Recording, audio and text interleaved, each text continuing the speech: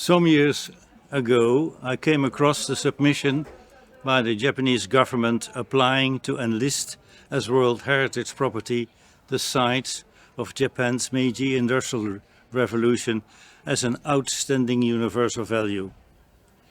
In the application, the World War II history was ignored.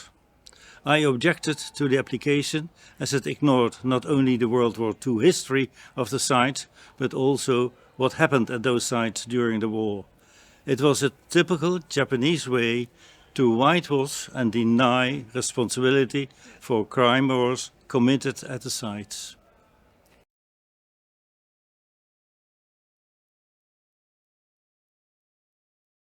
From a historical point of view, the UNESCO World Heritage Committee took the decision to accept the so-called outstanding universal value, but with a very clear condition that the full history of each site must be made, so that visitors of the sites would understand that on the sites during World War II, concentration camps were for prisoners of war camps and Korean conscripts were established.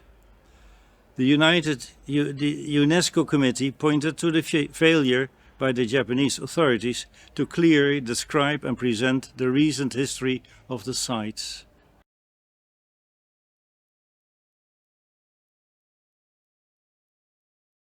Digital technology could be used in support of the historic events, but for the visitors of the sites, a simple but clear description of the wartime history located at each site is essential to understand and sympathize. And what I'm basically saying is that technology is useful, but a sign what happened is better. Thank you.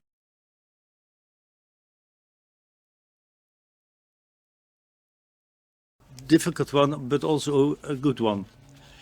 The foundation of Japanese honoring debts protects the integrity of the true historic facts of the war crimes of the Japanese Army and Navy during the occupation of Dutch East Indies. In particular, the individual treatment in concentration camps and outside those camps, both in Dutch East Indies or by shipping them to the other Japanese territories like the major industrial sites in Japan. The main objective of the foundation is to obtain acknowledgement and compensation of the war damages caused.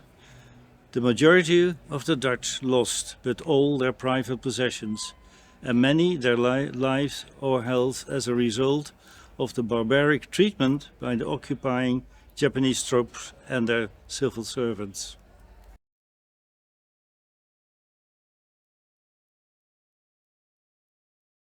The fact that the organization tries to obtain acknowledgement and compensation for the loss of property and health, including death, it is a continuous political issue of responsibility in which the Dutch government denies responsibility and the Japanese government claims protection from waiving of the individual claims under the 1951 San Francisco Peace Treaty. It would involve potentially substantial sums of money for which the government denies responsibility, contrary to other Allied signatories of the peace treaty, who but all made individual compensations to their own nationals.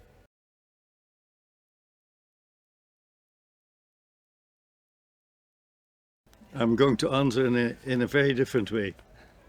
The Korean government has been adamant to press Japan to acknowledge responsibility and pay compensations, both political as well in the Korean courts.